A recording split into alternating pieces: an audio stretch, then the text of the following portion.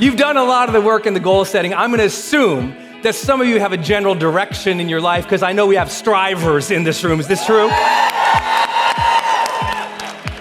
My challenge is, how do I meet you on this fresh, new chapter of your life? Who recognizes your level of enjoyment and momentum last year can be improved upon this year? You can change this year. You can change this year at an ambition level you probably don't have because you've never even seen or imagined or heard or fathomed the greatness of your destiny.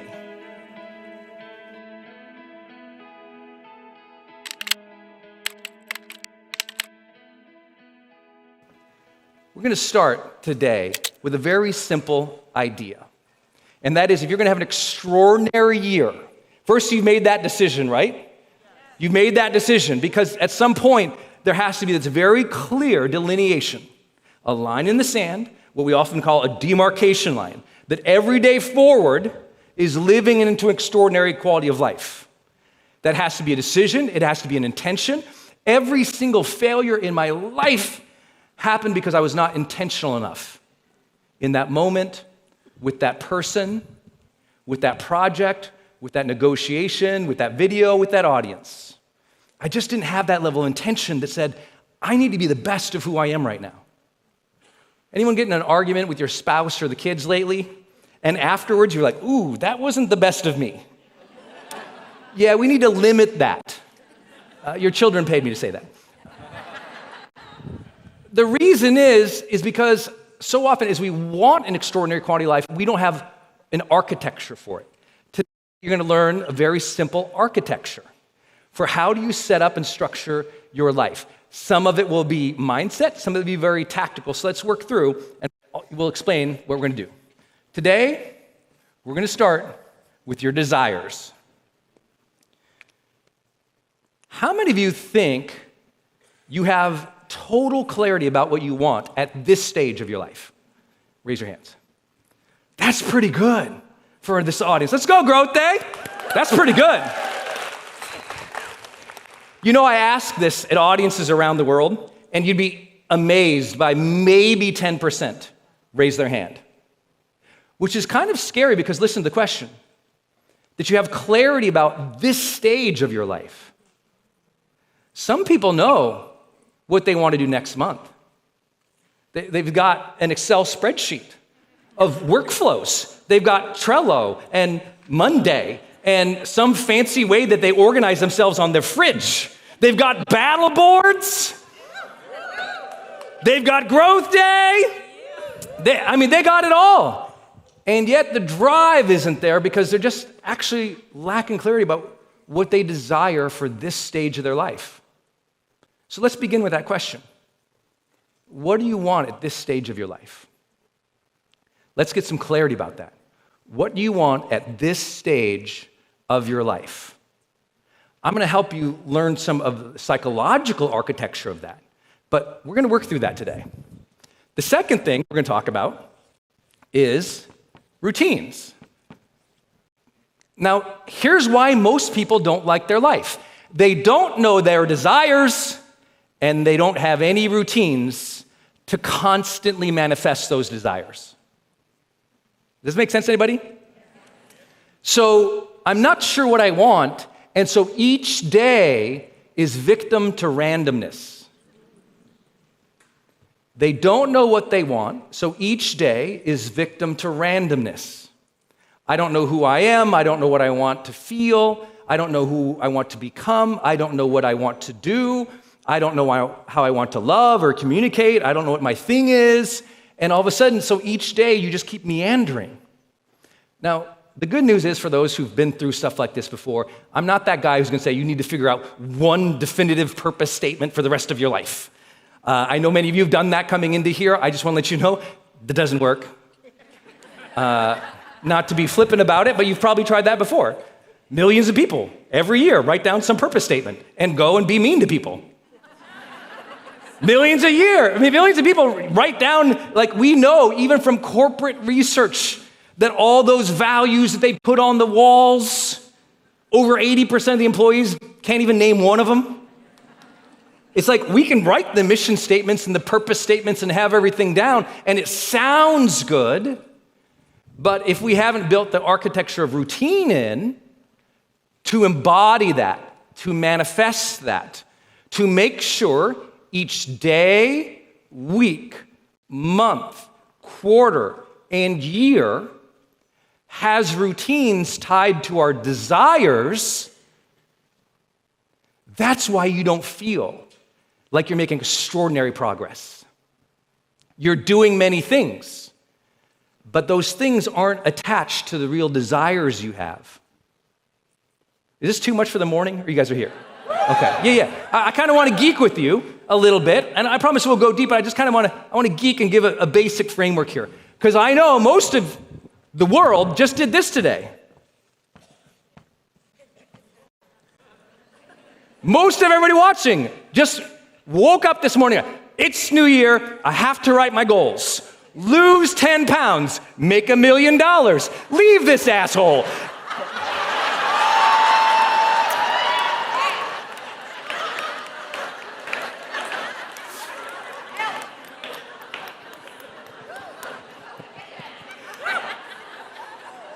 Speaker note, when you throw out your slides in the morning.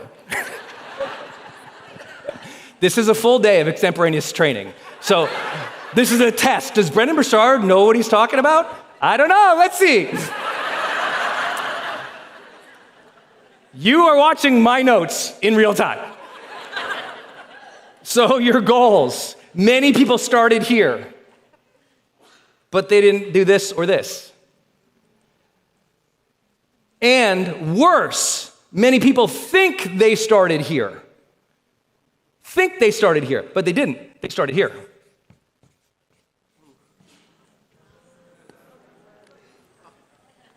%90 of Americans' goals today that they wrote down were tasks. And they're like, how come my life didn't change in March? Because you wrote down some tasks for January. And this is what, as I talked about today's session, I told you that you need to learn a different goal architecture. That's what this is. This is an architecture, isn't it? To understand how to advance your life. So many people wake up each day, and you know how they begin their day? Down here. The vast majority of the people begin the day here. It looks like this. Pick up phone, check messages, check DMs, check email, see if there's any dancing girls. It's like, what are you doing? So many people, they're throwing away their day to menial tasks without first understanding what they want. Then they go through the day doing tasks, but none of those tasks are routinized efforts to achieve their desires. Who's ever achieved a lot, but you didn't feel fulfilled? Your architecture was broke. Does this make sense? I do this with so many incredible high-achieving people. They've got the achievements, but as you heard me teach before in high performance, there's a difference between having achievements and being aligned.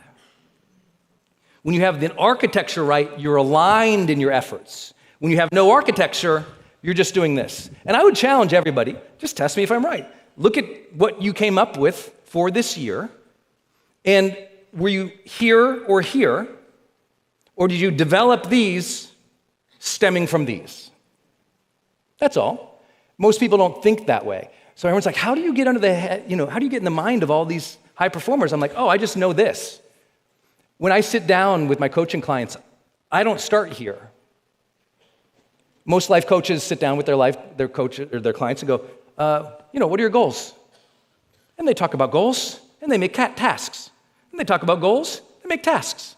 Hey, you'll do this by next Monday? Great. Next Monday session, did you do the tasks? And they're operating in task land, and they don't understand where there's no breakthroughs. They don't understand where their clients won't re-up with them. They're living too low on the architecture. The reason you want to work with a mentor or a coach or somebody who's achieved something beyond you is because they have a different architecture. And often today, what we're going to do is we're going to show you that all this stuff, we're going to have to talk about mindset all day. All day. We're going to have to talk about mindset because how you're approaching these is everything. For example, your mindset when you're goal setting is everything. Otherwise, you're in task land. Many of us never even got trained. Like, what's the difference between a goal, a routine, a desire, and a task? So we're working through some of these. If this seems elemental, I know. What I want you to do is workshop it advanced in your life. So meet me wherever you're at. Some of you already got all this, but you're really struggling with this piece, right? You know what to do. You know what you want. But your negative thinking and your self-sabotage continually slows your progress. Who's ever been there this last year? Yeah? Good. We're going to solve that today. You excited? Oh, yeah. Who's pumped to be here on January 1st? I know this can sound a little intimidating for those who haven't done work with us before, or it sounds like, oh, wait, I don't know. Am I ready to do this work? If you don't do this work today, let me tell you what, 1 year from now, you'll have achieved a lot of tasks, but you won't be happy. So if you're watching online, I know you can vacuum the house. I'd rather you sit down with a journal. I mean it. If you're that person who casually listens to something, January 1st is not a casual day. January 1st, I like to think about it like if you're in the military. You're planning a prolonged effort. This is the day you get to be in the tent with the maps, with the ideas, with the generals, and you are planning a significant initiative. This is not a day to just be happy. We'll talk about how to get there. This is a day to be really strategic, to force some difficult decisions today, and to get in a place where you feel like in more command of your life so you have that performance drive that you deserve at this stage of your life. Your drive every day should shock people. It really should. People should be like, oh my gosh, she's so ambitious. No, she's just not scared.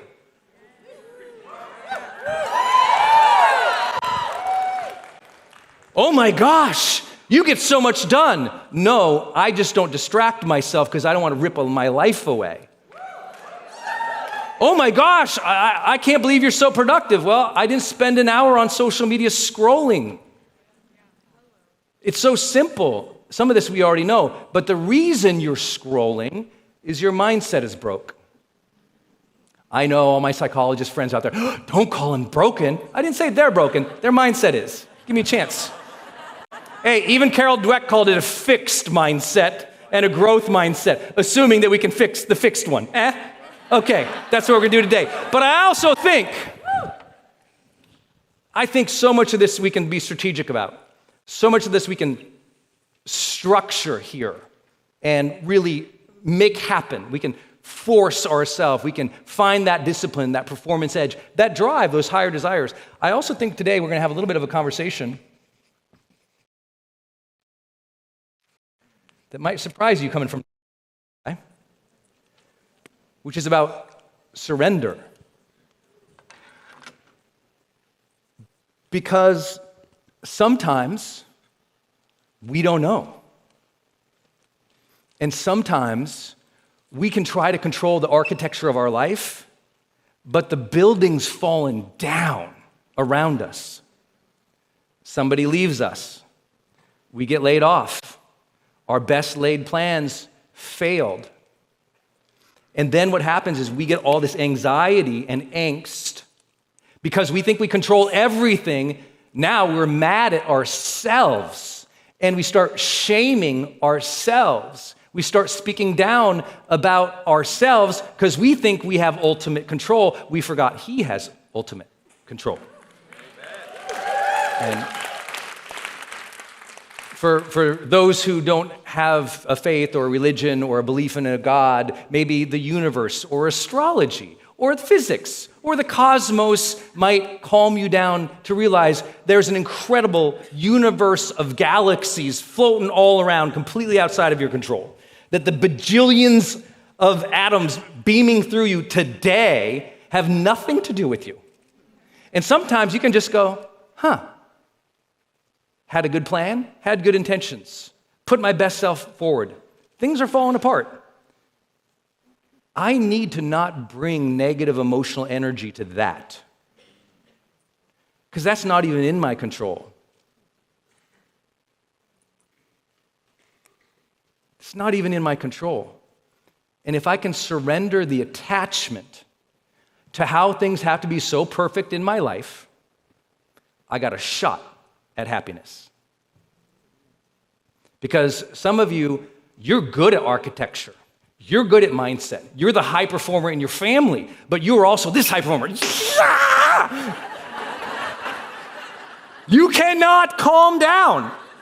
And everything causes frustration, and you're living a life in frustration, not peace, joy, drive, fun, flow, purpose. We got to get you back. Everyone say, I'm here. I'm here. Both hands up, say, I'm ready. I'm ready. Listen, sometimes you got to surrender and know He's got your next steps. He directs the steps. He's got a plan that you can't see. Show up faithfully again. Summon the best of who you are. Show up faithfully again. Summon the best of who you are. Show up. Summon the best of who you are faithfully.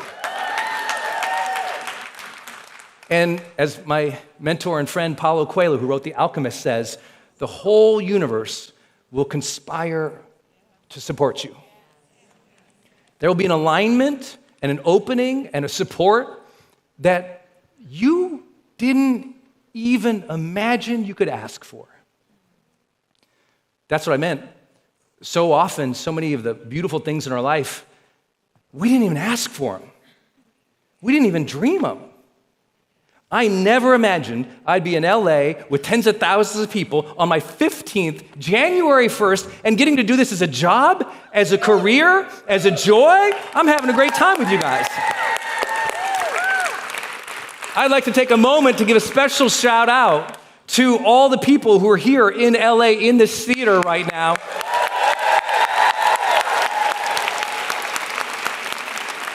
For those who are watching at home, thank you so much. What I admire about this group, that means many of these folks traveled on their New Year's Eve to do the work in this room today. That's amazing. And I always like to show so many people have unreal levels of dedication in this room, and that is our folks who traveled from outside the state to be here today on their New Year's Eve. If you traveled from outside of California, would you stand up? Let's give our friends who traveled and did the hard work to be here today a big round of applause.